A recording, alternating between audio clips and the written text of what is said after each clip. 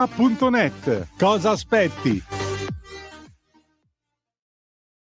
Parole, parole, parole. Ascoltami. Va ora in onda Parlando Liberamente, l'intervista settimanale del direttore Giovanni Sallusti con i protagonisti dell'attualità, della politica, del giornalismo. Parole, parole tra noi.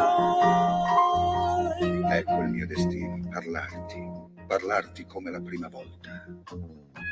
Che cosa sei? Che cosa sei? Che cosa sei? Buongiorno a tutti e bentornati a Parlando Liberamente, la nostra intervista settimanale coi protagonisti della politica, dell'attualità, del giornalismo. Oggi abbiamo con noi Fausto Biloslavo, analista del giornale, storico inviato di guerra, che dovrebbe già essere in collegamento. Ci sei, Fausto? Sì, eccomi qua, buongiorno a tutti. Buongiorno e benvenuto su Radio Libertà.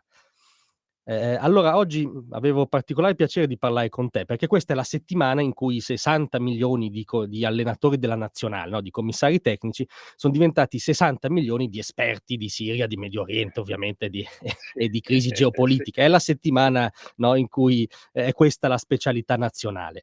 Allora, visto che invece Fausto Biloslavo è uno che si occupa da decenni di questi temi sul campo, con conoscenze sul campo, giudicavo veramente utile che tu ci restituissi un po' il quadro di quello che è successo e di quello che può succedere. E a tal proposito, come dire, partirei con una prima domanda generale, ma proprio per mettere ordine.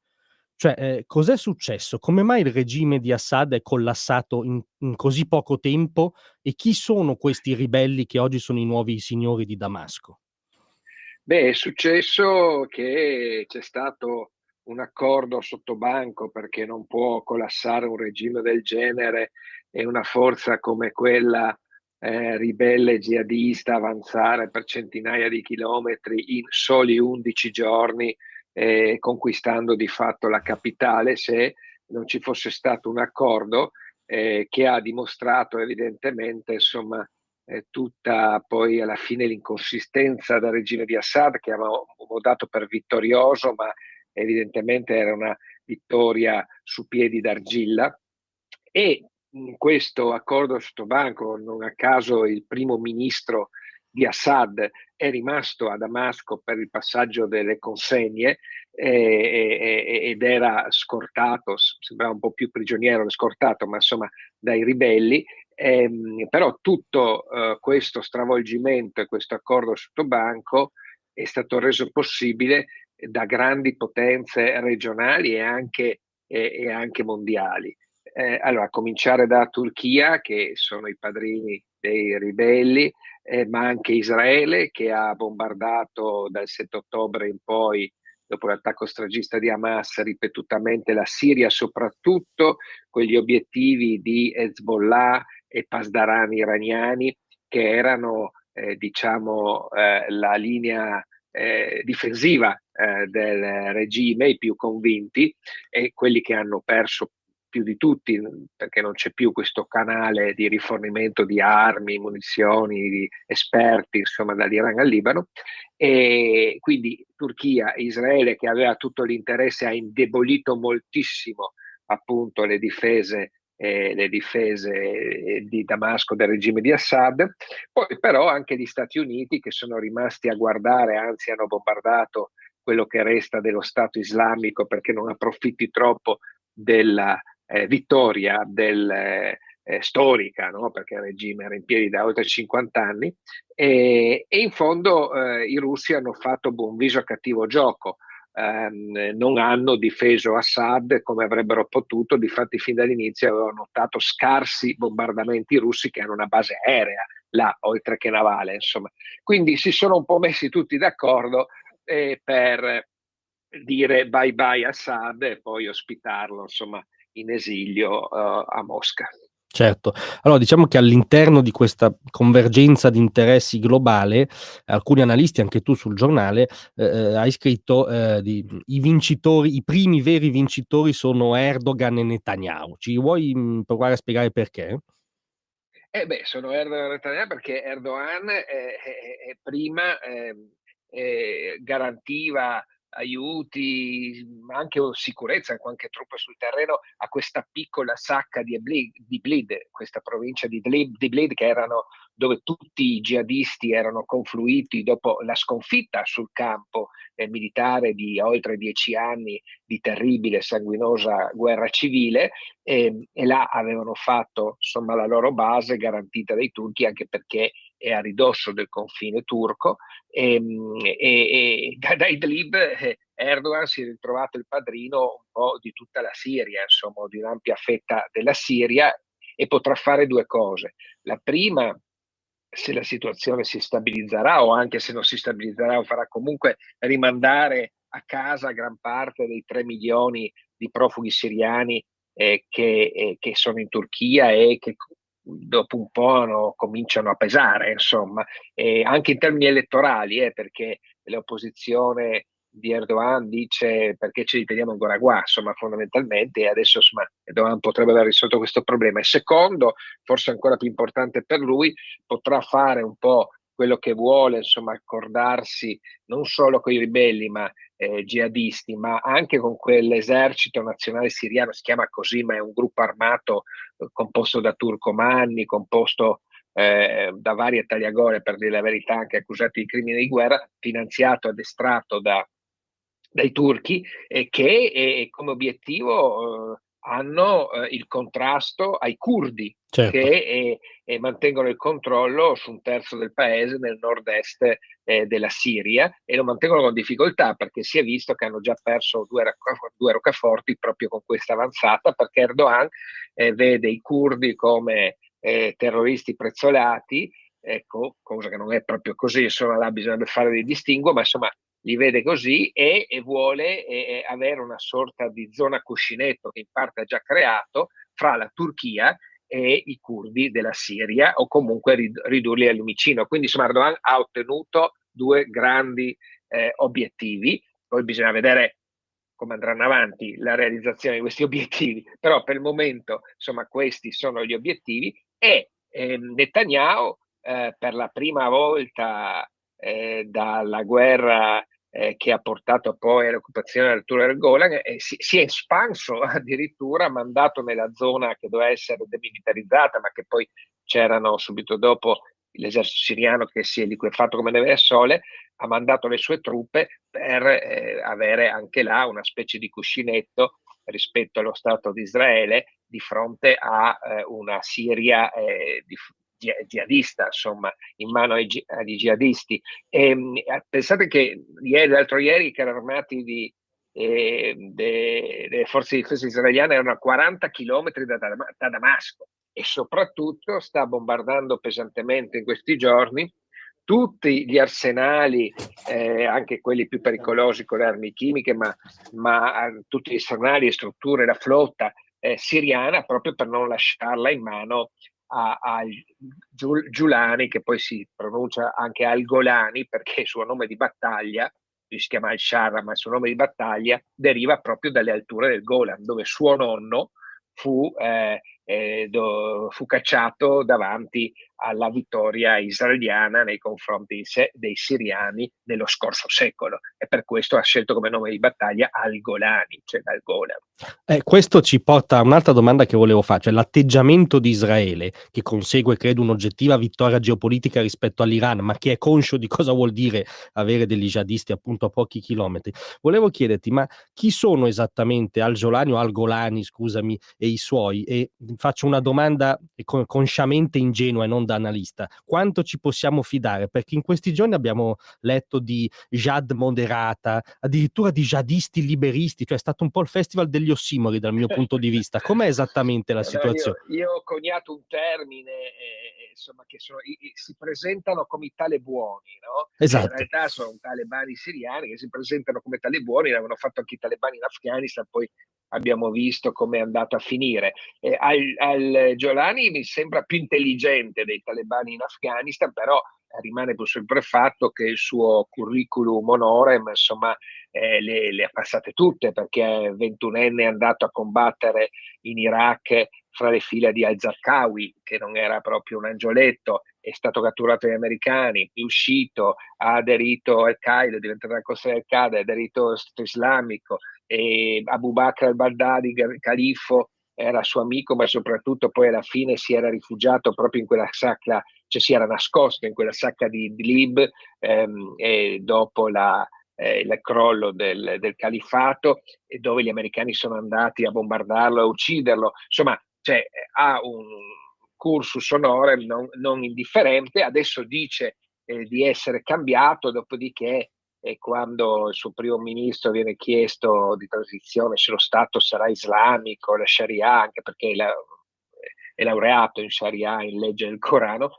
non risponde. Insomma, non penso che abbiano, forse hanno cambiato idea sull'usare la Siria come trampolino del terrorismo internazionale, soprattutto sui metodi sanguinari da decapitatori, tagliatori di teste dell'ISIS, ma non penso che abbiano cambiato idea sulla loro visione della società, del mondo e sulla concezione islamica dello Stato. Ma poi c'è anche un altro aspetto, che noi stiamo parlando di Al-Jolani, del Comitato per la Liberazione del Gavant, che tra l'altro è un cartello in realtà di gruppi, ci sono vari gruppi dentro, ex di Al-Qaeda, alcuni vogliono la liberazione di Gerusalemme, un altro gruppo più moderato, insomma, quindi già all'interno, no, sono diversificati, ma stiamo parlando di Damasco, che è importante, che è la capitale, di Giulani, che però magari non controlla tutto Damasco, nel senso che per esempio i drusi hanno preso il controllo dei quartieri drusi venendo da sud, ma poi appunto ci sono altre forze, altri gruppi armati a sud, per esempio i sunniti di Dara, i drusi di quella zona che sono avanzati su Damasco, e soprattutto anche nella parte centrale del paese, desertiche, no? Attorno alla Taqiyya, sembra che era l'ex roccaforte di Assad e gli Houthi, c'è lo Stato islamico. Si sono viste sventolare bandiere dello Stato islamico fuori dalla capitale, e anche esecuzioni, vendette, sommarie e così via. Quindi la Siria è grande, Certo. è enorme, e rischia, se non una balcanizzazione, una spaccatura. Ma visto che Quantomeno fra l'est in mano ai curdi e il resto del paese. Certo, visto che l'hai citato e visto che, come giustamente riferivi tu, ci sono stati anche pesanti bombardamenti americani, ma c'è anche un effettivo rischio recrudescenza dello Stato islamico? Da parte degli americani, dici? No, del fatto che riattecchisca proprio al di là di Al-Jolani, insomma che venga scavalcato da jihadisti più jihadisti di lui, e che rinasca proprio qualcosa Sì. come lo Stato islamico. Allora, ecco, questo bisogna capire, perché sembrava che lo Stato islamico fosse morto e sepolto, in realtà era ancora attivo con cellule e gruppi in Siria, e anche negli ultimi anni, con ancora il regime di Assad. Adesso è venuto alla luce, perché si vedono sventolare bandiere nere, quindi bisogna vedere. Questi non sono, diciamo, a destra, Esatto. a destra islamica di Al-Jolani, no? O a Quindi bisogna sinistra, vedere, ma adesso non voglio indagare. sì,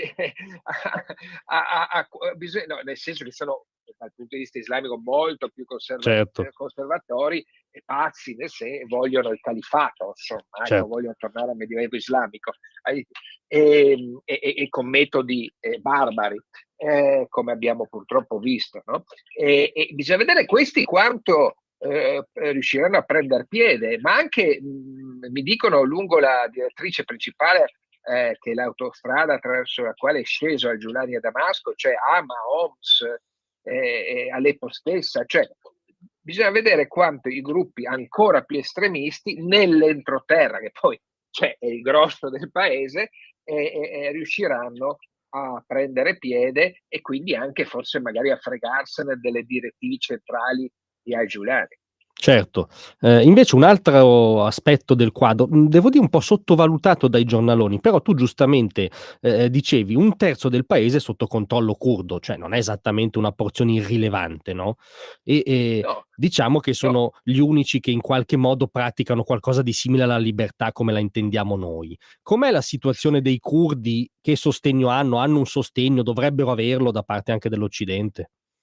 Ma è curioso che in tutta questa vicenda, in questa accelerata fine di un regime, che era durato oltre mezzo secolo, si parla molto dei "liberatori" fra virgolette jihadisti, però abbiamo completamente dimenticato l'unica forza, dove per esempio combattono le donne da tempo, e soprattutto l'unica forza che è più filo-occidentale delle altre, anche perché l'abbiamo usata spesso e volentieri come carne da cannone, e non dimentichiamoci, sono stati i curdi con l'appoggio aereo americano e anche sul terreno dei corpi speciali a liberare Raqqa, Certo, la prima capitale, la capitale storica del califfato e dello Stato islamico. I curdi controllano un terzo del paese e nel nord-est dove là vicino, difatti ci sono scontri e combattimenti, ci sono anche le risorse petrolifere dei Rezor della Siria. C'è non solo il confine con la Turchia, ma il confine importantissimo con l'Iraq. Quindi, insomma, è una zona anche strategica, però totalmente dimenticata. Ma invece ci esploderà in faccia, perché se i filo-turchi continuano ad avanzare per prendere le roccaforti dei curdi, quelle più a ovest, diciamo, dell'Eufrate, no? Cioè quelle più verso il Mediterraneo, per dire, e vicine al confine turco, i curdi comunque, insomma, danno battaglia e fin dall'inizio hanno detto: ma facciamo parte anche noi di questo paese, anche proprio come etnia, come popolo, no? Vogliamo anche noi dire la nostra per il futuro di questo paese, ma al momento sembra che il loro appello sia caduto nel vuoto, ma l'assurdo è che è caduto nel vuoto anche nei nostri media, anche da parte nostra, cioè nel senso non si parla dei curdi, che sembrano quasi non esistere, ma proprio questa loro presenza nell'est del paese potrebbe un domani, anche se i curdi non avranno soddisfazione, da sempre chiedono l'autonomia, vorrebbero l'indipendenza, ma insomma arriveranno a una spinta autonomia, almeno questo è quello di concreto che potrebbero ottenere. Se però appunto si continua a combatterli con le forze filoturche e a non calcolarli, andrà a finire che il rischio è di una Siria spaccata fra un ovest jihadista in mano a questi gruppi armati e un est curdo e filo-occidentale, insomma. Quindi una situazione un pochettino anche alla libica, no? Il che è veramente una sorta di azzardo geopolitico da apprendisti stregoni che hanno ordito questo rivoltamento. Insomma, forse era inevitabile perché evidentemente Assad non reggeva più, però appunto è pieno di incognite, insomma, non cantiamo vittoria, ecco. certo, sì, non è una situazione stabilissima, per andare ad eufemismo, diciamo. Eh, Invece volevo fare con te ora un focus sull'Iran, perché, a me sembra, poi smentiscimi se non è così ovviamente, no, ma cioè, che, ci sia da registrare negli ultimi mesi una disfatta strategica dell'Iran. Nel senso che, ragiono un secondo nei panni degli ayatollah, no, io scateno, do il via libera o comunque insomma faccio sì che accada il 7 ottobre, perché no, ormai acquisito che una cosa così non sarebbe potuta accadere senza la benedizione, diciamo, anche qui per usare un eufemismo, iraniana. Scateno il 7 ottobre, l'attacco al cuore dello Stato ebraico. E dopo un anno, sostanzialmente Hamas, che era, no, il mio proxy contro Israele, è annichilita. Hezbollah è ampiamente devastata e ridotta nelle sue potenzialità, tant'è che non è riuscita a puntellare Assad come altre volte. Assad, che era una mia propagine, un mio corridoio, non c'è più. Cioè, non mi pare che abbiano fatto un capolavoro strategico gli Ayatollah. Cosa ne pensi? no, no, è stato un suicidio strategico, ma di fatti loro non so fino a che punto erano informati del 7 ottobre e fino a che punto poi, nonostante la propaganda, erano contenti gli stessi Hezbollah di infilarsi in questa guerra, che alla fine per il momento li ha condannati a una sconfitta strategica. Non è un caso che le truppe ribelli abbiano cominciato l'avanzata verso Aleppo da Idlib 24 ore dopo la firma della tregua in Libano. Certo. Era direttamente collegato, insomma. Ovviamente non si poteva immaginare all'inizio che sarebbero arrivati appunto in 11 giorni a Damasco, però così è accaduto, e non è un caso, perché i nemici dei jihadisti, ma anche degli israeliani, sono sempre stati, e in fondo anche degli americani, sono sempre stati gli Hezbollah e i Pasdaran iraniani, che erano presenti in forze in Siria. Perché erano presenti in forze? Perché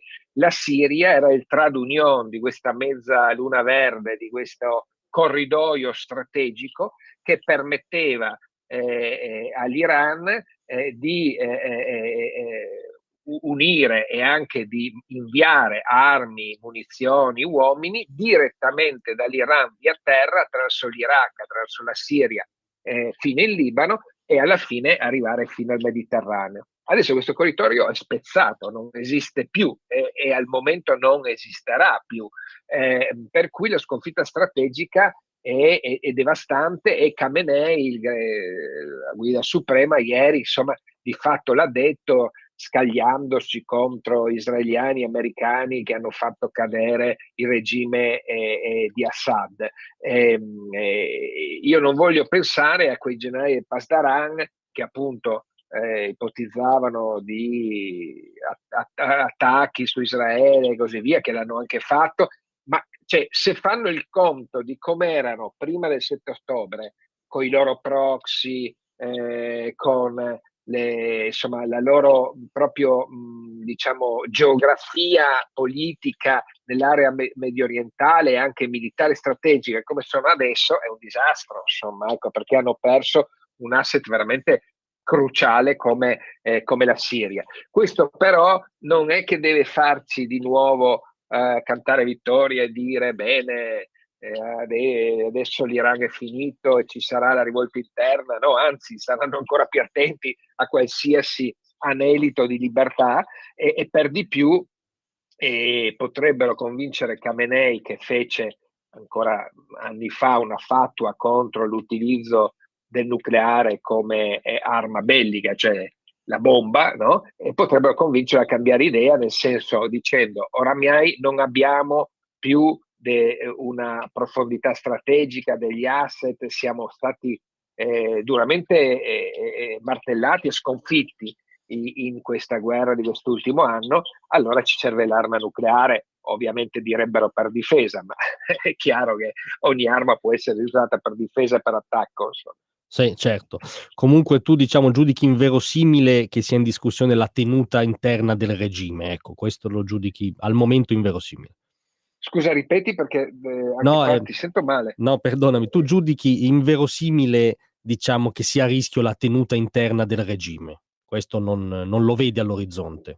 Al momento no, anche se hanno subito un colpo durissimo, anzi al momento staranno molto più attenti a qualsiasi riesplosione di ribellione nelle piazze, proprio per non fare una fine futura come quella di Assad. Ci sarà un irrigidimento e ci sarà anche appunto una possibilità di decidere di rompere il tabù del nucleare, ma dopo là entriamo in un altro scenario, nel senso che gli israeliani e anche gli americani penso che li bombarderebbero subito, e quindi si apre un altro capitolo di guerra ancora più esplosivo, che comunque io ricordo sempre non è il Medio Oriente, è il vicino Oriente, sono sempre vicini a noi, no? Quindi i riflessi li vediamo direttamente, insomma. Li vediamo direttamente, e li vedremo anche col discorso dei rifugiati, dei profughi, perché se è vero che adesso appunto gran parte dei milioni di profughi che ci sono in Europa 1,5 milioni, mi sembra, siriani possono tornare a casa, se vorranno tornare a casa, però c'è anche una bella fetta che se ne sta già andando, che per il momento magari è in Giordania, ma non so se resterà in Giordania, che ovviamente punterà all'Europa, che sono per esempio gli alawiti di Assad, che sono molti cristiani, perché là i cristiani sono spariti in questi dozzina di anni di guerra, ormai sono ridotti al lumicino. Quindi se c'è un controesodo dall'Europa che tornano in Siria, anche dalla Siria di nuovo per l'Europa, si rischia un altro esodo in questa situazione di instabilità.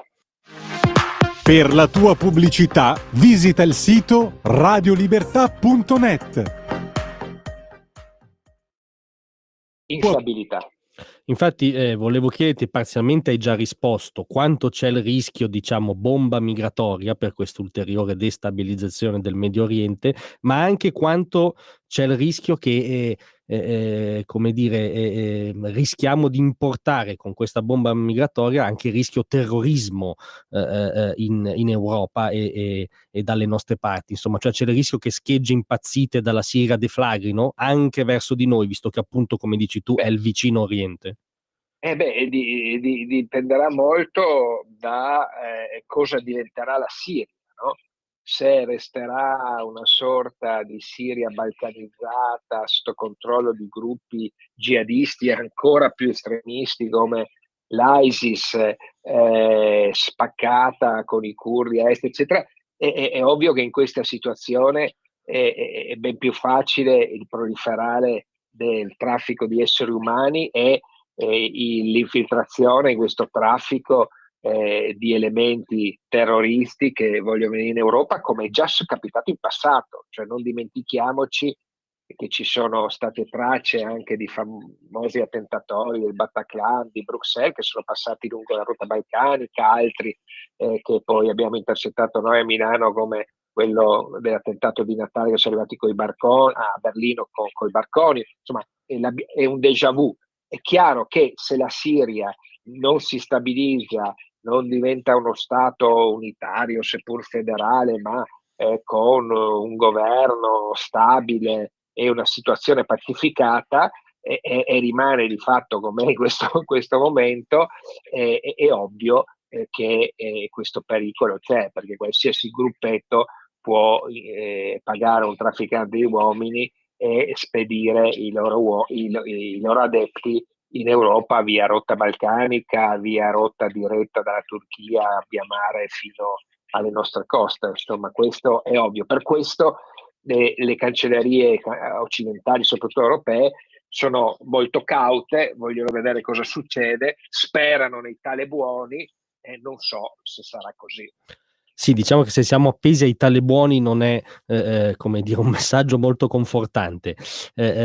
Ma al di là di questo, visto che appunto la regola un po' è detta in modo ovviamente semplicistico, è che il gioco medio orientale è specchio e a volte incubatore, no, del gioco globale, volevo in chiusura chiederti le ripercussioni di tutto questo anche sul grande gioco tra potenze mondiali, anche diciamo tra Trump e Putin, per dire due nomi. Ti dico una cosa che mi ha colpito, poi mi dici cosa ne pensi. Appena crolla Assad, Trump fa una dichiarazione, diciamo, in rituale da par suo sull'Ucraina, e dice, ovviamente dice, Zelensky è disposto a trattare, deve trattare. Poi però dice, Putin ha perso, e quindi anche a lui conviene sedersi al tavolo in questo momento. Poi aggiunge, ha perso 700.000 uomini, sono perdite insostenibili. Però detto nel giorno in cui crolla Assad, non riesco a non vederci un messaggio, come dire, hai comunque perso capacità di proiezione, no? In Siria un regime chiaramente riferibile a Mosca è caduto, siediti al tavolo e esci un po' dalla trappola della guerra permanente. È così? Cosa ne pensi tu? Sì, no, c'è sotto qualcosa che non è ancora emerso completamente, anche se c'erano già dei segnali iniziali. Per esempio, oggi l'ha scritto Washington Post, ma io l'ho scritto all'inizio dell'avanzata dei ribelli. in Siria sono arrivati degli istruttori ucraini di corpi speciali del servizio segreto militare ucraino per portare questi droni o aiutare a utilizzare questa tecnologia dei droni, che è stata decisiva nei primi giorni dell'offensiva contro le forze di Assad, e tra l'altro anche l'avevano pubblicizzato già a giugno, no? Quindi i russi sapevano e gli ucraini addirittura pubblicizzavano, e figuriamoci se non sapevano gli americani, e quindi anche in Siria si è riflessa, diciamo, quella guerra nel cuore dell'Europa che è scattata con l'invasione russa e ucraina del 2022. E Trump, che insomma, l'ha detto, l'ha ripetuto, adesso stanno trapelando anche i primi dettagli su come dovrebbe avvenire questo congelamento del conflitto, vuole farla finita con la guerra in Ucraina e vuole convincere gli ucraini e i russi a sedersi attorno a un tavolo e a trattare. E l'unica, penso, trattativa possibile può essere quella di un congelamento, con dopo, sta venendo fuori in queste ore, nell'ultimo 24 ore, l'idea di mandare una forza di interposizione europea, no? Siamo ancora in una fase in cui si sparano e continueranno a spararsi, perché i russi vogliono prendere parte tutto il Donbass, gli ucraini vogliono una pace giusta, che però sarà impossibile in questo momento. Però insomma, è chiaro che poi sullo scacchiere del vicino Oriente, sulla caduta di Assad, si è giocata anche questa partita, e Trump, non a caso, che insomma è già presidente eletto, ma si insidierà a gennaio, non a caso ha rilasciato quelle dichiarazioni, e non a caso i russi hanno respinto l'idea di Assad, che sembra circolasse, di un'ultima resistenza, fare il contrario, no? Come prima i jihadisti erano nella sacca di Idlib, adesso i governativi di Assad si dovevano arroccare nella sacca di Latakia, che è a nord di Damasco, che è roccaforte alawita, dove c'è la base navale russa, dove c'è la base aerea russa, dove però non è andata così, perché i russi gli hanno detto niente, e adesso da quelle parti sventolano, mi dicono, le bandiere nere. Quindi non è un caso che i russi si siano tirati indietro, che abbiano semplicemente garantito un salvacondotto ad Assad per aver salva la vita, e quindi vivere in esilio a Mosca, proprio perché forse è sempre attraverso il neosultano Erdogan e i turchi è stato messo sul piatto, ovviamente non ufficialmente, anche questo, no? Ormai vedete che avete poche speranze con Assad, anzi Assad è crollato, e allora cerchiamo di trovare anche una soluzione per l'Europa che possa che in realtà sarà un boccone amaro per entrambi, magari, insomma, ecco. Nessuno potrà dichiarare vittoria, se non che vittoria di Pirro, però almeno porterà a un congelamento del conflitto. L'effetto collaterale della caduta di Assad e di tutto quello che è successo sorprendentemente in pochissimo tempo, in meno di 2 settimane, forse riverbererà, si rifletterà magari positivamente anche sulla guerra a casa nostra nel cuore dell'Europa. Certo, comunque lo speriamo. Ti chiedo l'ultimissima cosa personale in chiusura. Tu hai in agenda a breve una partenza per il Medio Oriente per andare a raccontare, come spesso fai in loco?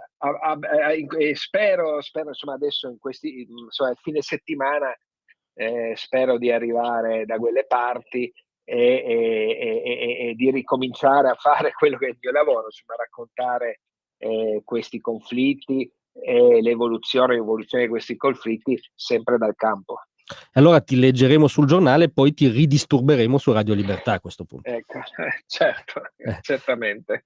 Grazie per essere stato con noi. Grazie a voi, grazie a tutti i radioascoltatori, grazie. Avete ascoltato Parlando Liberamente.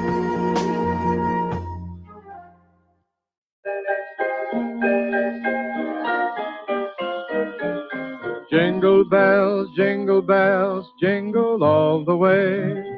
Oh, what fun it is to ride in a one-horse open sleigh. Hey, jingle bells, jingle all the way. Oh, what fun it is to ride in a one-horse open sleigh. Dashing through the snow in a one-horse open sleigh. O'er the fields we go, laughing all the way. Bells on bobtail ring, making spirits bright. What fun it is to ride and sing a sleighing song tonight. Oh, jingle bells, jingle all the way. Oh, what fun it is to ride in a one-horse open sleigh. Hey,